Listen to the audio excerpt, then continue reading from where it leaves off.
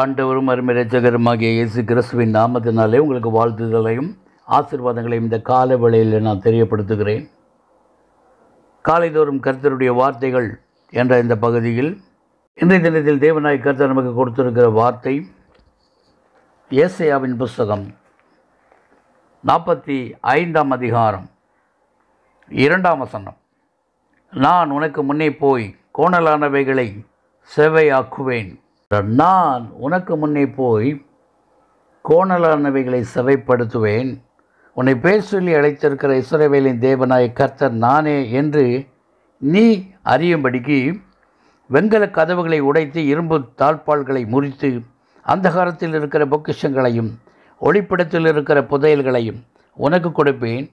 நான் என் தாசனாகிய யாக்கோபின் நிமித்தமும் நான் தெரிந்து கொண்ட இஸ்ரவேல் நிமித்தமும் நான் உன்னை பெயர் சொல்லி அழைத்து நீ என்னை அறியாதிருந்தும் உனக்கு நாமம் தரித்தேன். நானே கர்த்தர், வேறு ஒருவரும் இல்லை, என்னை தவிர தேவன் இல்லை.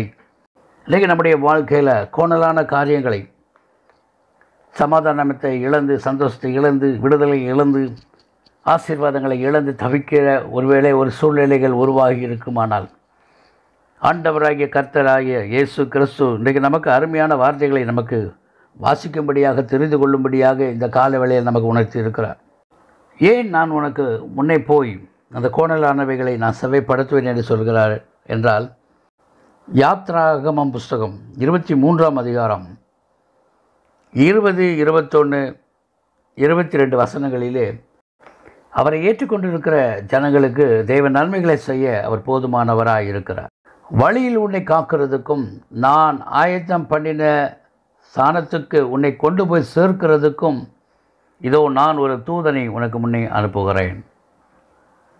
அவர் சமூகத்தில் எச்சரிக்கையாயிருந்து அவர் வாக்குக்கு செவி கொடு, அவரை கோபப்படுத்தாதே. உங்கள் துரோகங்களை அவர் பொறுக்கிறதில்லை. என் நாமம் அவர் உள்ளத்தில் இருக்கிறது. நீ அவர் வாக்கை நன்றாக கேட்டு நான் சொல்லுகிறதையெல்லாம் செய்வாயாகில் நான் உன் சத்துருக்களுக்கு சத்துருவாயும் உன் விரோதிகளுக்கு விரோதியாயும் இருப்பேன். என் தூதனானவர் உனக்கு முன்னே சென்று எமோரியரையும் ஏத்தியரையும் பெரிசியரையும் கானானியரும் ஏவியரும் எபூசியரையும் இருக்கிற உன்னை நடத்தி கொண்டு போவார். அவர்களை நான் அதம் பண்ணுவேன். நல்ல ஒரு அருமையான தேவன், நமக்காக யாவற்றையும் செய்து முடிக்கிறவராக இருக்கிற தேவன் இயேசு கிறிஸ்துவை தன்னுடைய சொந்த குமாரன் என்று பாராமல் அவரை தந்தருளி ஆண்டவரை கர்த்தர் நமக்கு முன்னாக இருந்த எல்லா தடைகளெல்லாம் எடுத்து போடும்படியாக இயேசு கிறிஸ்து இந்த பூமியில் பிறந்தார். அது இயேசு நீ வாழ்க்கை என்ற வழியிலே உன்னை காக்கிறதுக்கும் ஒரு ஸ்தலத்தை அவர் ஆயத்தப்படுத்தும்படியாக போயிருக்கிறார். நான் ஆயத்தம் பண்ணின ஸ்தானத்துக்கு உன்னை கொண்டு போய் சேர்க்கிறதுக்கும் இது ஒரு நான் தூதனை உனக்கு முன்னே அனுப்புகிறேன் என்று சொல்லுகிறார். அவர் தான் ஆண்டவராகிய இயேசு. அங்கே 21ஆம் வசனத்தில் சொல்லுகிறது, அவர் சமூகத்தில் எச்சரிக்கையாக இருந்து அவர் வாக்குக்கு செவி கொடு. முதலாவது தேவனுடைய கட்டளைகளுக்கும் கற்பனைகளுக்கும் நம்ம செவி சாய்க்க வேண்டும். அந்த வார்த்தைகளை நாம் கேட்டு அதன்படி நம்ம வாழும் பொழுது நம்முடைய கோணலான காரியங்கள் எல்லாம் ஆண்டவராகிய கர்த்தர் செவைப்படுத்த நமக்கு போதுமானவராக இருக்கிறார். அவரை கோபப்படுத்தாதே என்று சொல்லி அங்கே யாத்திராகமம் 23 21ஆம் வசனத்தில் நடுப்பகுதியில் அவரை அந்த வார்த்தைகள் சொல்லுகிறது. அவரை கோபப்படுத்தாதே.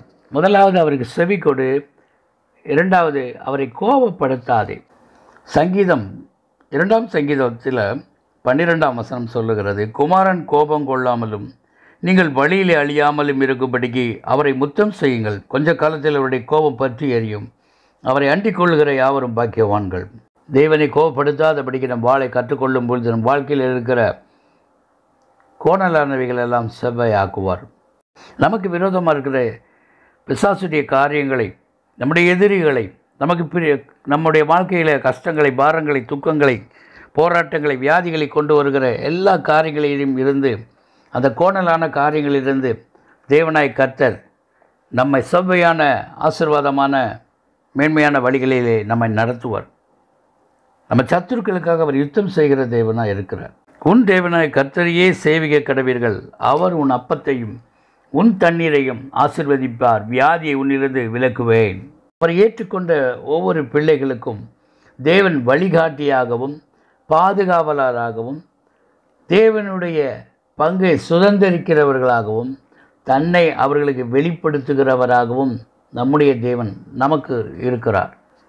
இதோ நான் உன்னை வழியில் பாதுகாக்க உனக்கு நான் ஆயத்தம் பண்ணின இடத்தில் உன்னை கொண்டு போய் சேர்க்க என் தூதனை உனக்கு அனுப்புகிறேன் என்று சொல்லி அங்கே சொல்லுகிறதை காண்கிறோம்.